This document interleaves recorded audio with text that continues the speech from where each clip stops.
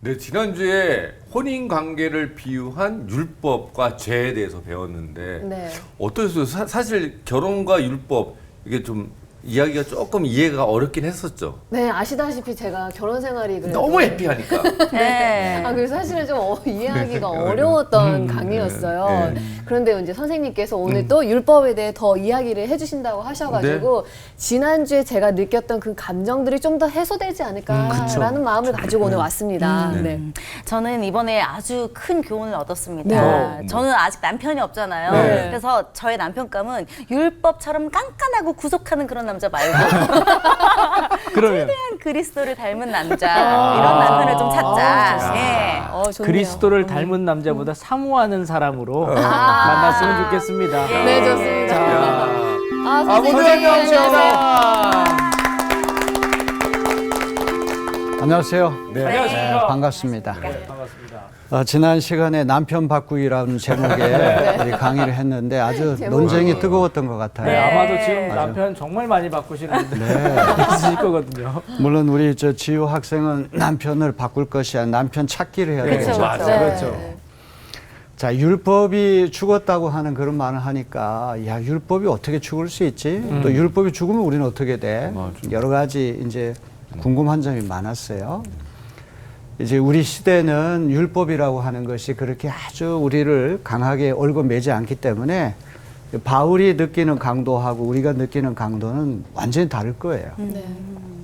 사도 바울이 그리스도 예수를 만나기 전까지는 그 율법을 문자 그대로 지켜야지만 의로워진다고 생각했잖아요. 근데 아무리 지키려고 해도 안 되는 거죠. 왜? 죄의 문제가 먼저 해결되지 않기 때문에. 그렇죠? 그래서 이 율법이라고 하는 전 남편이 죽어서 율법이라고 하는 구속에서부터 벗어나 새 남편인 그리스도께로 시집을 새로 가는 것. 그게 기독교적 회심이라고 그랬잖아요. 네. 근데 이 바울이 얼마나 지혜로운 분인고 하니 율법이 죽었다 그러면 그는 굉장히 무서운 얘기잖아요. 네. 특별히 유대교 신자들에게는 그렇죠. 굉장히 불경스러운 그런 말이 될 수 있으니까 사실은 그 문맥에 보게 되면 율법이 죽어가지고 법적 구속력이 사라져서 공소권 없음이 돼가지고 이제 우리 아내인 우리가 그리스도께로 이제 새로 시집 갈 수 있는 길이 열리게 되는 네. 거 아닙니까? 근데 바울이 율법이 죽었다는 말을 쓰지 않고 우리가 죽었다는 말을 하잖아요. 근데 저는 여기에 정말 바울의 굉장히 중요한 의도가 숨어 있다고 보는 거예요. 사실은 전 남편은 율법은 여전히 살아 있어야 되죠. 율법은 여전히 중요한 것이기 때문에. 네. 근데 그 전 남편과 같이 살던 우리가 예수 안에서 옛사람이 죽고 새 사람으로 거듭나게 되면 이제 율법과의 관계가 새로워지는 거죠. 옛날에 율법 시키는 대로 눈치를 보면서 항상 전전긍긍하고 자유함이 없고 기쁨도 없고 감사도 없고 아무리 지키려고 해도 우리 마음이 여전히 찜찜한데 네. 이제 내가 죽음을 통해 가지고 그 전 남편인 율법이 그렇게 무섭게 나를 닥달하고 추궁하고 항상 지적질만 하는 그런 남편이 아니라 전혀 새로운 세계로 진입하게 된다는 거. 네. 이게 아주 중요한 포인트가 아닌가 싶습니다. 결국에는 네. 마음가짐의 문제인 것 같네요. 그렇습니다. 오늘 수업 로마서 20강 율법은 죄인가? 자, 오늘은 이제 7장 7절로부터 13절을 이제 공부하려고 그래요. 자, 율법과 죄와 죽음이라고 하는 것. 요건 이제 세 가지 항상 같이 따라 붙는 연쇄고리, 어떤 연쇄작용이라고 볼 수 있거든요. 자, 그러면 율법은 죄와 죽음을 가져오는 원인인가? 이게 이제 오늘 던진 아주 중요한 질문이에요. 지난 시간에 우리 박인영 학생이 그럼 율법이라고 하는 것이 잘못된 겁니까? 여기서 부딪혔어요. 네, 거기에서 꽉 부딪혀가지고 막혀가지고. 굉장히 고민을 많이 했는데 오늘 이제 그 문제를 명쾌하게 사도 바울이 해결해 역시 줄 우리 거예요. 선생님이셔. 자, 요거는 어떤 가상의 질문인데 좀 누가 조금 이렇게 연예인 기질이 있어가지고 배우가 하듯이 한번 이런 질문을 한번 우리 박인영 씨가 한번 요거 가상의 질문 한번 읽어보세요. 제가 물어볼까요, 바울? 네. 네. 아, 이런 거 잘하는 것 같아요. 바울, 당신의 논리대로 한다면 율법 때문에 죄와 죽음이 오기 때문에 율법 따위는 전적으로 폐기되어야 마땅하지 않겠습니까? 이거 뜨끔. 바울이 네, 그렇습니다. 좋습니다. 얘기하는 것처럼 들려요. 자, 지금 정확하게 이제 이 질문에 대해서 바울이 어떻게 대답하는가를 오늘 우리가 살펴보려고 그래요. 자, 7장 7절로부터 25절은 한마디로 얘기하면 바울이 율법을 변호하는 거. 변증이라고 하는 말은 변호해서 증명한다는 말이에요. 그러니까 율법을 어떻게든지 이렇게 좋은 쪽으로 해석을 하려고 하는, 율법의 어떤 체면을 살려주려고 하는 그런 의도가 엿보이는 부분이에요. 네. 자, 7장 7장 7절에 보면 율법이 죄냐? 네. 이런 질문이 나오고, 그다음 13절에 보면은 선한 것, 율법이 거의선, 거룩하고 의롭고 선하다고 하는데 그것이 내게 사망이 되었느냐? 율법이 죄와 죽음과 이렇게 연결되어 있다고 한다면 그 율법 때문에 죄가 오고 율법 때문에 사망이 오는 거 아니냐? 이런 질문에 대해서 바울이 어떻게 대답하는가 하니 그럴 수 없느니라. 우리 그럴 수 없느니라고 하는 이 말 귀가 따갑게 들었죠? 그럼요. 네. 매 게이. 게노이토. 이거는 천부당 만부당하다고 하는 그런 뜻이거든요. 자, 그러면 6장하고 7장을 지금까지 이제 복습하는, 공부해온 것을 복습하는 의미로 한번 정리를 한번 해보겠습니다.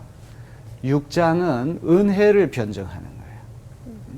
이제 우리가 더 이상 율법 아래 있지 않고 은혜 아래 있다고 한다면 우리 율법 없이 멋대로 살아도 좋단 말인가? 이제 거기에 대해서 은혜를 변증하는 것이죠. 값싼 은혜가 절대 아니죠. 그 다음에 7장은 율법 때문에 죄와 죽음이 왔다고 한다면 이 율법이 원흉이 아니야? 율법이 다 책임져야 되는 거 아니야?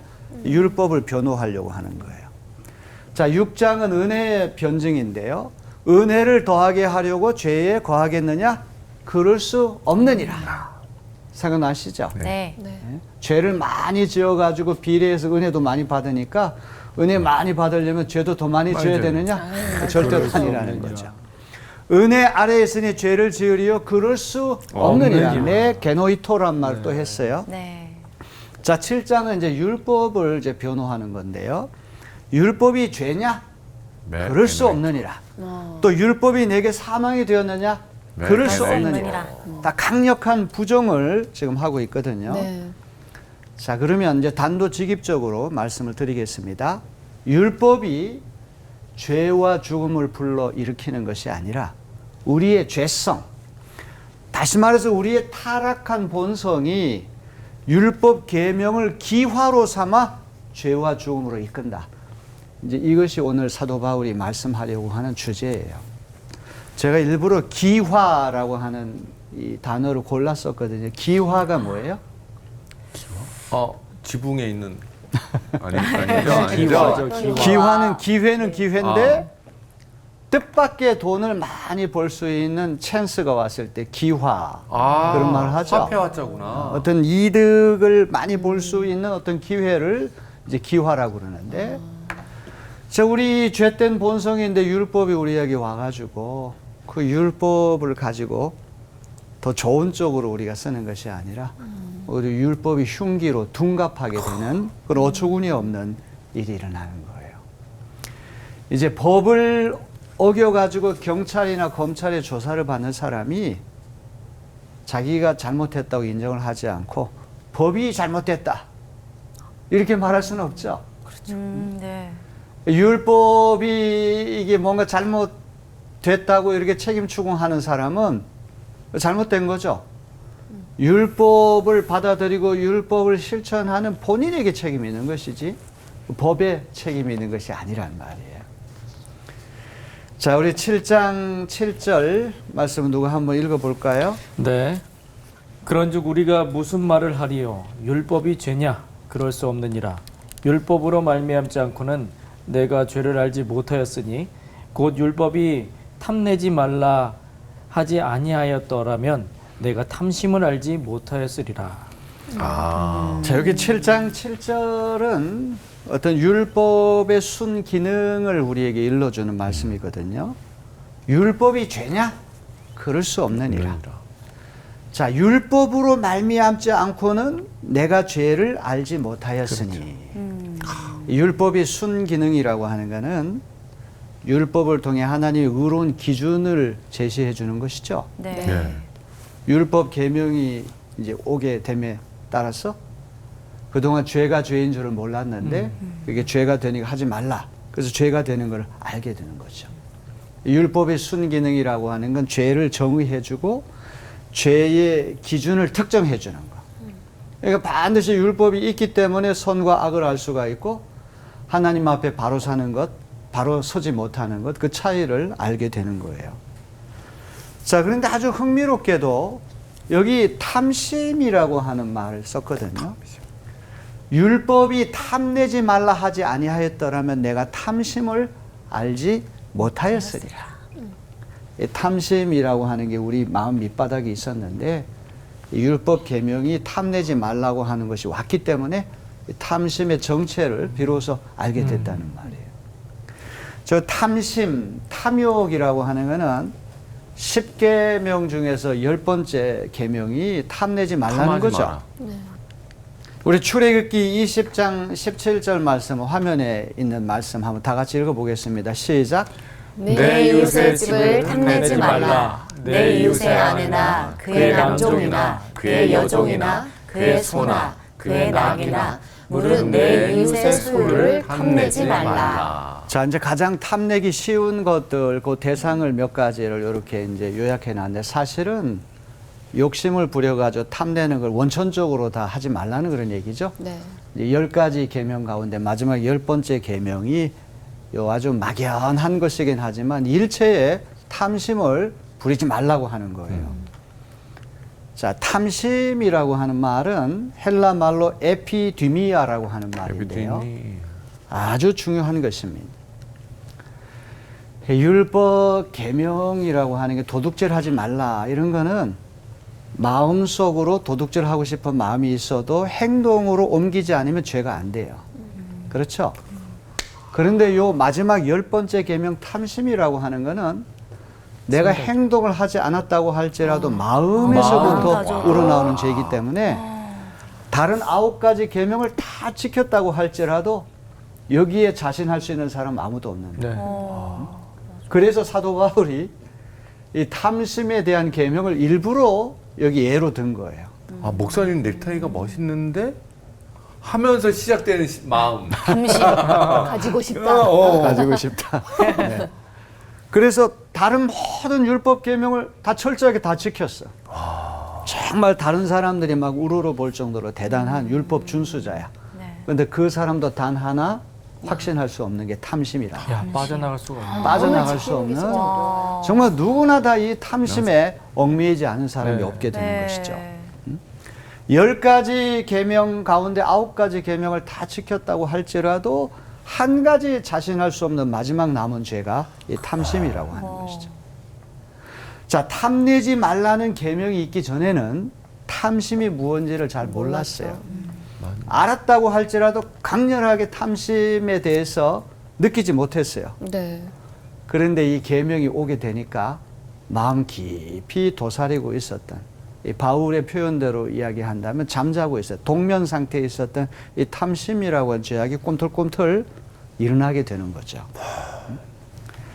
그래서 우리 안에 있는 죄성이 탐심이라고 하는 율법 계명과 은밀히 공모를 하게 됩니다.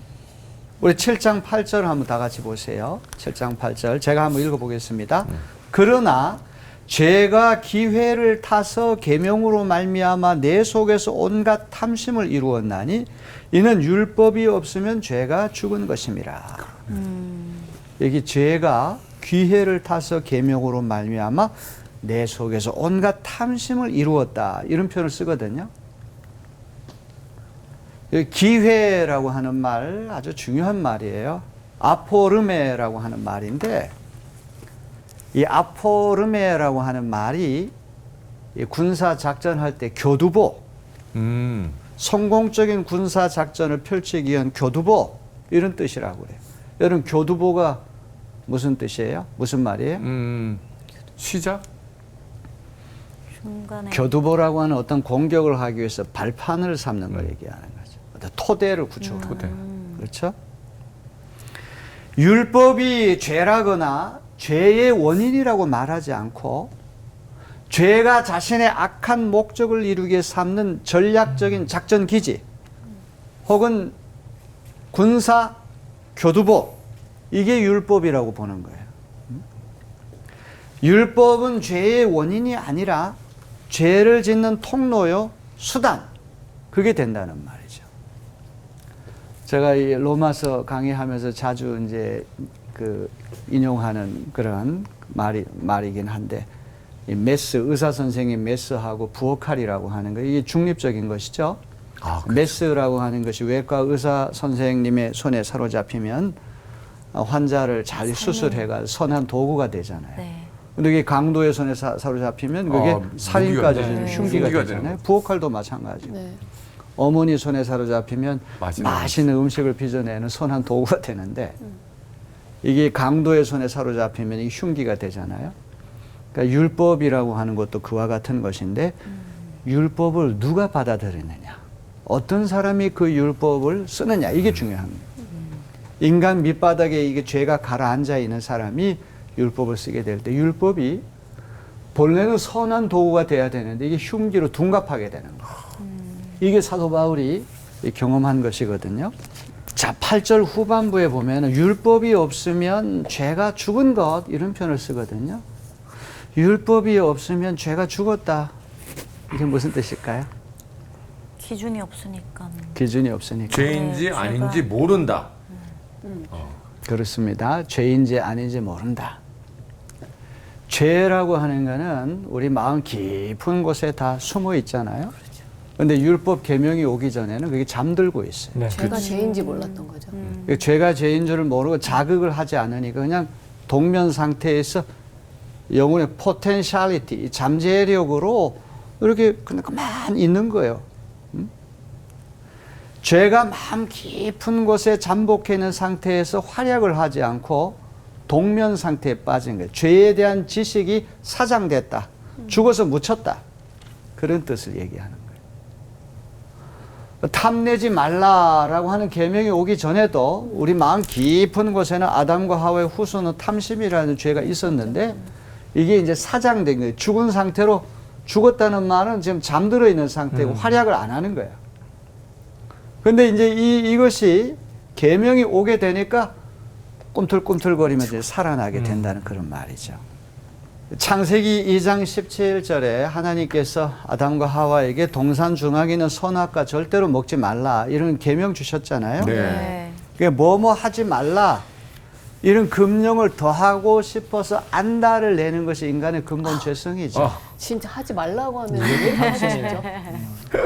예를 들면 입산 금지. 네. 그러면 더 한번 들어가 보고 싶고 뭐 더 좋은 게 있지 않나? 더 좋은 게 있잖아. 산성이 출입 있나? 금지. 네. 하면 또 들어가고 싶고 또 과속 금지 하면 더 과속하고 싶고 또 no smoking 그럼 일부러 거기 가서 담배 피우려고. 죄성이. 그는 놀부신 본데. 초등학교 2학년 아이가 엄마가 이제 밖에 외출을 하면서 절대 냉장고 열어보지 마라. 그 냉장고 속에 하얀 페트병이 있는데 그 절대 보지도 말고 그 병막에 따지도 말고 마시지도 말라 이렇게 엄하게 부탁을 했어요. 애초에 얘기하지 마. 엄마가 이제 외출 나간 다음에 그 말을 하기 전까지는 전혀 관심이 없었어. 계속 머리에 맴도는 거지. 근데 그 어머니의 계명이 온 순간부터 하지 말라는 거 더 하고 싶어. 도대체 저 페트병에 뭐가 들어있길래 저렇게 하지 말라는 걸까? 몰래 냉장고 문을 열고는 페트병을 꺼내가지고 병마개를 따고 하얀 빛깔인데 그걸 마셔보니 그게 뭐야? 막걸리. 막걸리.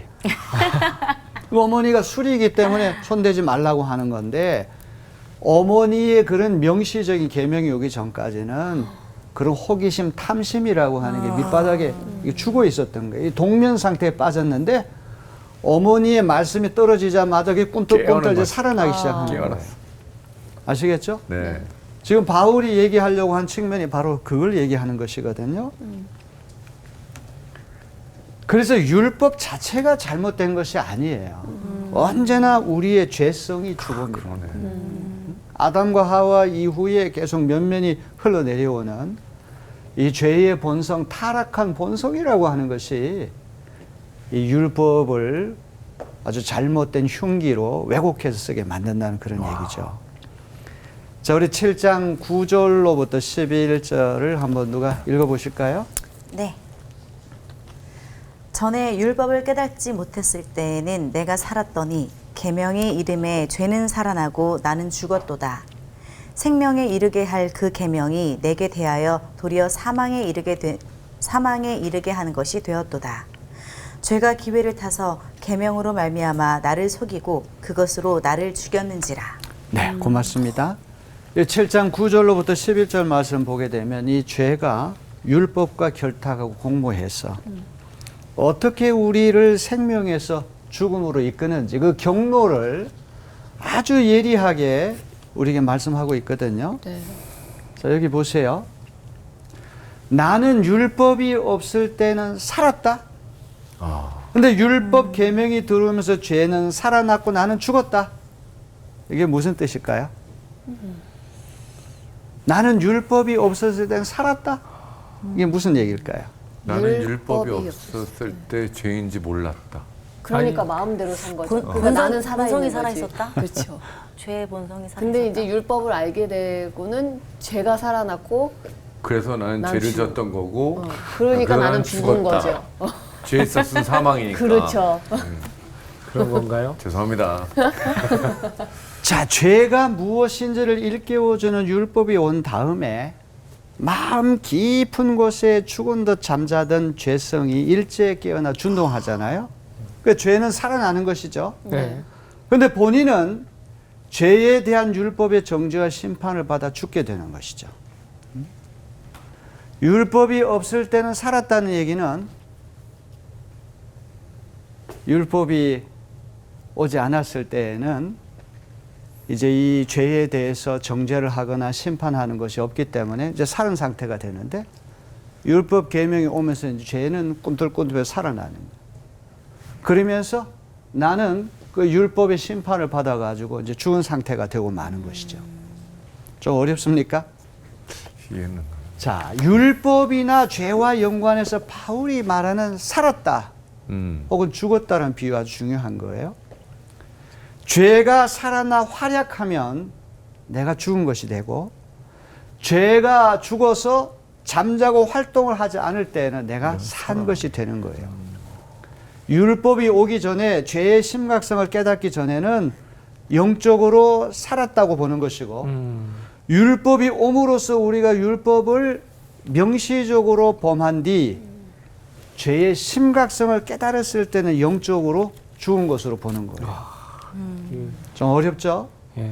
죄가 죽으면 우리는 살고 죄가 살면 우리가 죽는다.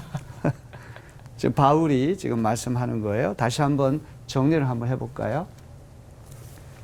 전에 율법이 없었을 때는 죄가 죽었다. 그리고 나는 살았다. 죽었다고 하는 말은 소멸되어서 없어졌다는 말이 아니고 죄가 잠자고 활약을 있다. 하지 않는 게 활동을 하지 않고 굼뜬 상태가 되는 거예요. 그러니까 포텐셜리티, 하나의 잠재성, 잠재 가능성으로 내 마음 깊은 곳에 또아리를 털고 동면 상태에 빠진 거예요. 언제든지 이 자극만 주면은 다시 꿈틀꿈틀 살아나가지고 죄를 저지를 가능성이 있는 거예요. 그런 면에서 죄는 죽었어요. 그렇죠? 죄가 죽으니까 나는 사는 거죠. 죄가 죄인지도 모르는 상태니까 어떤 율법의 심판이나 율법의 정죄를 받지 않으니까 나는 죄인지도 모르고 이제 막 이렇게 활보를 하고 다니. 그게 살았다는 표현이에요. 그런데 탐내지 말라, 뭐뭐 하지 말라고 계명이 왔을 때는 마음 깊은 곳에 동면 상태에 빠졌던 그 죄가 꿈틀꿈틀 이제 살아나기 시작, 활약을 하기 시작하는 거예요. 그러면서 또 나는 어떻게 돼요? 나는 죽게 되는 거죠.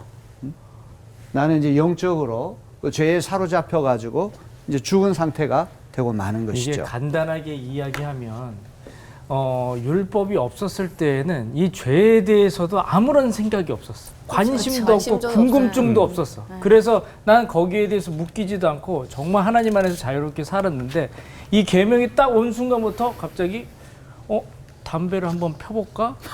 담배 맛을 보니까 죄는 더 살아나고 거기에 얽매여서 나는 더 죽고 그런 느낌의 이야기가 아닐까. 좋아요. 아주 쉽게 잘 비유를 해주셨어요. 그렇다면 율법이나 계명을 주신 하나님이 잘못된 걸까요? 자, 이제 그 질문이 이제 또 뒤에 나옵니다. 여기까지 한번 들어보십시오. 예. 궁금하죠? 자, 들어보세요. 이제 궁금한 질문을 드니 사도 바울이 어떻게 말씀하는 걸 봅시다. 자, 그런데 여기서 잠깐 이 나라고 하는 표현을 쓰잖아요. 이제 헬라 말로 에고라고 하는 말인데 이 나는 누구를 얘기할까? 이 나는 사도 바울의 자전적인 얘기가 아닐까 이제 1차적으로 그런 생각을 해보죠. 옛날 사도 바울이 어떤 율법과의 관계에서 자기가 경험했던 이야기를 어떤 이야기하는 고백하는 것이 아닐까. 아니면 여기서 나는 이스라엘 민족, 율법의 신음 아래 있고 율법의 억압 아래 있는 이스라엘 백성 전체를 말하는 것이 아닐까. 아니면 아담. 지금 이게 창세기 나오는 그 아담 이야기와 관계가 되잖아요. 그래서 아담이라고 하는 말은 인류 전체를 상징하는 말일 거예요. 근데 이제 학자들에 따르면 바울도 될 수 있고 이스라엘 민족도 될 수 있고 아담도 될 수 있는데 이걸 수사학적 나라는 거예요. 이 나라고 하는 거는 어떤 특정한 한 사람을 얘기하는 것이 아니라 우리 모두를 통칭하는 아우르는 포괄적인 표현이라는 거예요. 그래서 이 이야기는 바울만의 이야기가 아니에요. 아닌 거죠. It's my story. 나의 이야기라고 들려오는 거죠. 그렇죠? 네. 이게 어떻게 바울만의 고백이겠습니까? 이거는 해 아래에 있는 모든 인생의 그런 공동 고백과 같은 거다. 이걸 기억을 해야 됩니다. 네. 자, 이제 7장 12절을 한번 누가 읽어보실까요? 이로 보건대 율법은 거룩하고 계명도 거룩하고 의로우며 선하도다. 자, 여기 보면 율법은 거룩하고 계명도 거룩하고 의로우며 선하도다.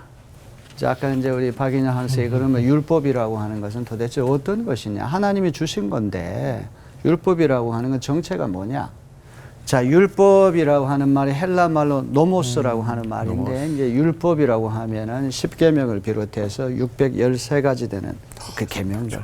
하나님이 주신 그런 모든 걸 얘기하죠. 계명이라고 하는 말은 엔톨레라고 하는 말이에요. 자, 율법하고 계명이라고 하는 거는 약간의 차이가 있을 텐데 어떤 차이가 있을까요? 좀 어렵습니까? 어려워요. 전투라고 하는 것하고 전쟁을 한번 생각해 보세요. 전투하고 전쟁은 어떻게 달라요? 전투는 조금 더 이렇게 작은 느낌이고 전쟁은 전쟁은 조금 더 큰 맞아요. 그렇죠. 예. 전투는 각계전투란 말도 있는 것처럼 아주 지역의 전쟁이라는 건 전체를 얘기하는 것이고 전투라고 하는 건 그 전쟁 안에 들어가 있는 여러 지역에서 네. 여러 군데에서 이렇게 발생하는 그런 걸 얘기하죠. 그러니까 율법이라고 하는 거는 이게 아주 전체를 얘기하는 것이고 그 율법 아닌 아주 소소하고 개별적이고 특수한 거 꼭 지켜야 될 거. 그건 계명이에요. 그렇죠. 그러니까 전투라고 하는 개념이 전쟁이라고 하는 우산 밑에 들어가잖아요. 그렇죠. 그러니까 율법이라고 하는 큰 우산 밑에 아주 구체적인 개별적인 계명이 다 들어가죠. 네. 똑같은 그러한 이야기 말씀이지만 이렇게 조금 차이가 있게 바울이 설명하거든요. 율법은 한마디로 거룩하다는 거. 하기 오스. 하나님이 거룩하신 분이니까 거룩하신 하나님이 주신 율법이니까 당연히 거룩할 거 아니에요. 네. 하나님에서부터 나왔으니 그죠? 그다음에 이제 계명에 대해서는 더 구체적으로 얘기를 해요. 제가 이제 이거를 얘기할 때 거의선 앞에 글자 거의선 네. 거룩하고. 외우기 쉬워요. 거의선. 거의선 거룩하고 의롭고 선하다. 선하다. 당연히 율법은 거룩하고 의롭고 선하죠. 율법이 어디 이렇게 세속적이 그렇지는 않잖아요. 네. 그 다음에 의로운 것이고 선한 것이에요. 율법에는 문제가 없다는 거야. 문제가 없죠. 율법 탓을 하면 안 된다는 거야. 다시 아닙니다. 율법 그 자체는 거룩하고 의롭고 선한데 율법을 사용하는 인간이 죄로 물들어가지고 내가 잘못한 그 죄성 때문에 마치 부엌칼이 강도의 손에 사로잡히면 흉기가 되듯이 네. 흉기로 둔갑하고 마는 거. 인간의 이게 사도 죄성 바울이 때문에. 겪은 거죠. 그래서 이제 우리 지난 시간에도 그런 말씀했지만 남편이 지적질 돈을 왜 그렇게 헤프게 쓰냐? 쇼핑을 왜 이렇게 많이 하느냐? 왜 늦잠을 자느냐? 밥이 이게 뭐냐? 계속 구박하고 그렇게 지적질을 하면 살 수 있습니까? 못 삽니다. 아주 까다로운 항상 원리 원칙대로 하고 뭐 잘못하면 처벌만 얘기하고 그런 데는 숨 막혀 살 수가 없잖아요. 그렇죠. 바로 이 율법이라고 하는 거룩하고 의롭고 선하지만 그 율법을 이렇게 받아들이는 사람의 마음이 좀 더 여유가 있고 그럴 수도 있지. 실수할 수도 있지. 늦잠 잘 수도 있지. 새벽기도 한번 빠질 수도 있지. 이렇게 너그러운 마음을 가지고 이해하고 용서, 자비를 베풀어야 되는데 율법의 기준을 딱 이렇게 갖다 대고는 너 이거 어겼으니까 어떻게 해야 돼. 이 신앙생활도 그렇게 하면 얼마나 피곤합니까? 이제 우리 목사님들이 제일 하기 어려운 게 새벽기도거든요. 이 새벽기도 누가 만들었기에 이렇게 힘들까? 저 같은 사람은 이제 밤 늦게 잠을 자기 때문에 어떨 때는 한 3시간, 4시간밖에 못 잘 때가 있어요. 근데 설교를 해야 되고 일어나야 되잖아요. 그렇죠. 근데 이제 장로님은 새벽기도 열심히 나와. 이제 목사님 너무 피곤해가 새벽기도 한 번 안 나가.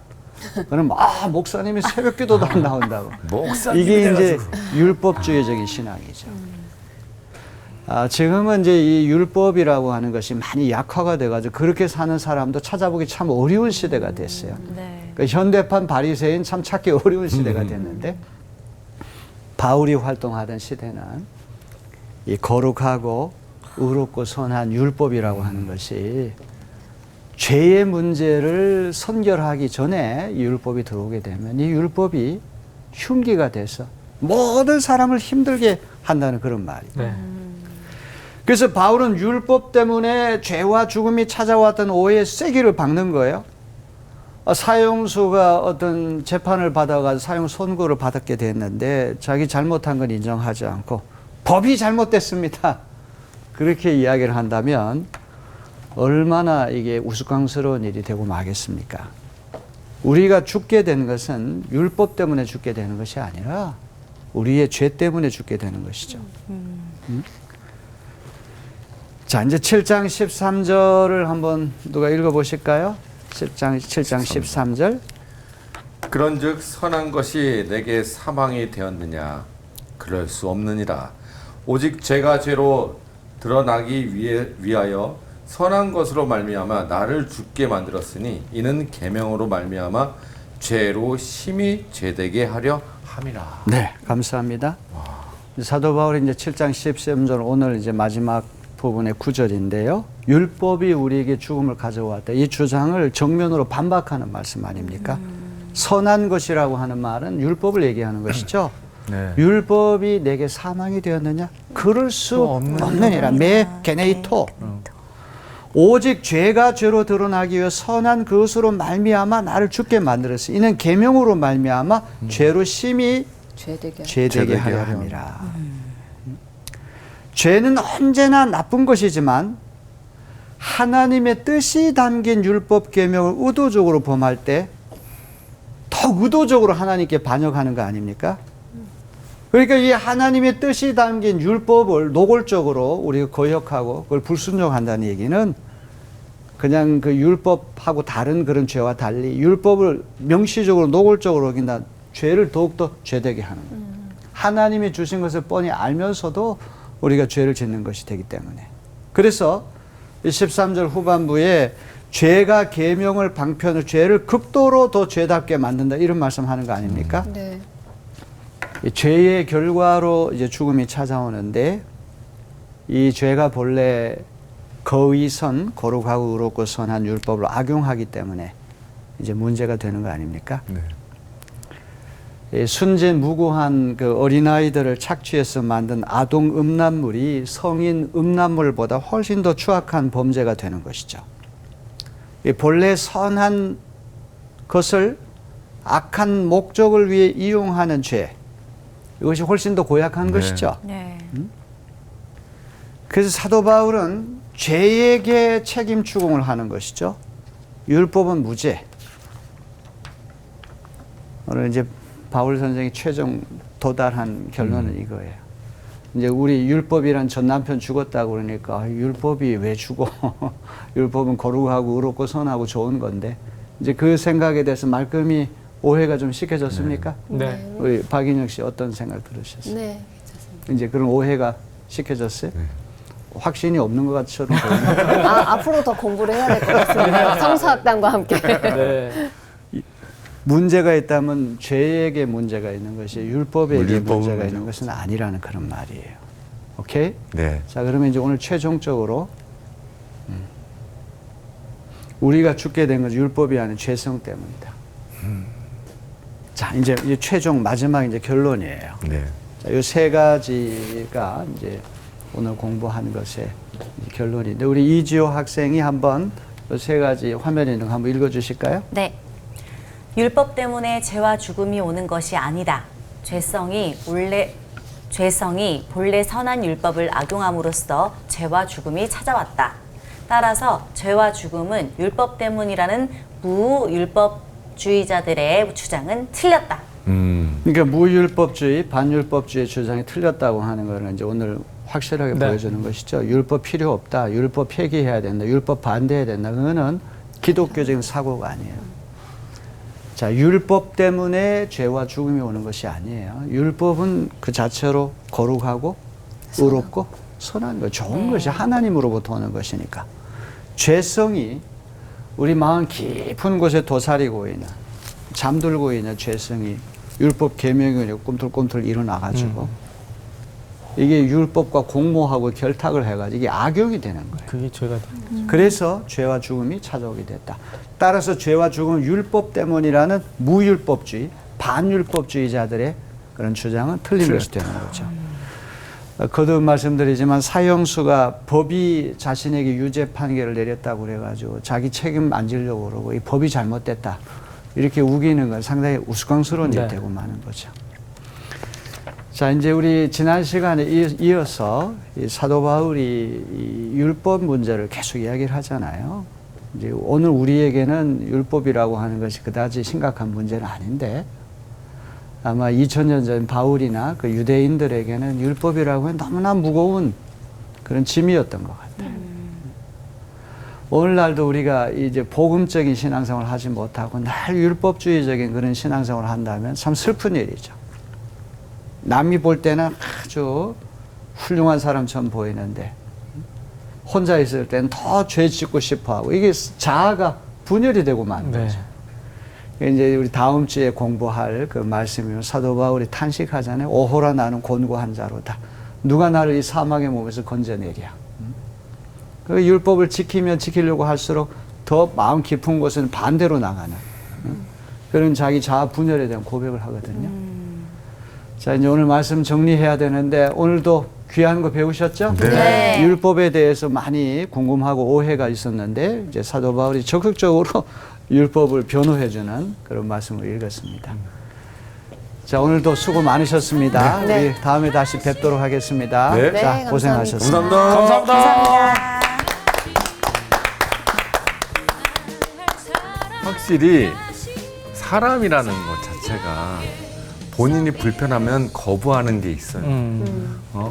내가 잘못됐다는 거를 얘기하기 전에 율법 때문이야! 라고 얘기했던 게 인간의 본성인 것 같은데 오늘 이 시간을 통해서 지난주 19강, 20강 통해서 진짜 제대로 율법이 어떤 존재인지 아시죠? 거룩하고 의롭고 의롭고 선하고. 그것만 좀 알았으면 좋겠어요. 네, 까먹으시다. 거의선. 네, 거의 다. 저는 오늘 강의를 들으면서 사람은 진짜 배워야 한다. 배워야 한다. 맞아요. 배워서 모르면은 알아야 되고 이해가 안 되면 이해를 또 할 수 있게끔 구해야죠. 구해야 되고 진짜 배우는 게 정말 중요하다라는 거를 다시 한번 깨달으면서 진짜 저희 성서학당이 없어서는 안 되겠구나. 이 마음을 다시 한번 느꼈습니다. 많은 분들이 느끼셨을 거예요. 네, 네. 네, 우리의 죄성이 잘못된 거잖아요. 예. 네, 좀 이상하게 진짜 하지 말라 그러면 더 하고 싶어요. 맞아. 우리의 본성, 죄성 이런 걸 좀 버리고 최대한 하나님의 뜻에 맞게 잘 살아야 되겠다는 생각이 듭니다. 네. 맞습니다. 율법 때문에 서로 정죄하지 마시고 내 자신을 더욱더 성찰하면서 주님 닮을 수 있는 그런 한 주가 되시길 축복하겠습니다. 나.